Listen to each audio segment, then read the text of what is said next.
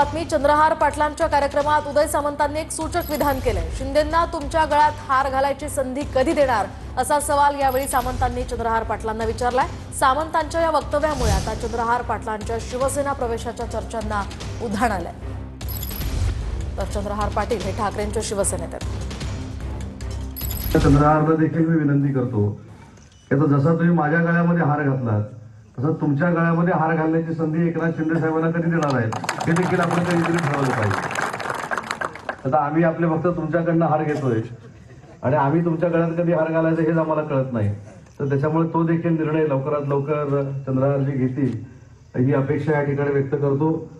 थोड्या कालावधीमध्ये एवढ्या मोठ्या संख्येनं आपण जमणं म्हणजे एखाद्या कार्यकर्त्याची ताकद किती असते हे देखील मला बघायला मिळालेलं आहे।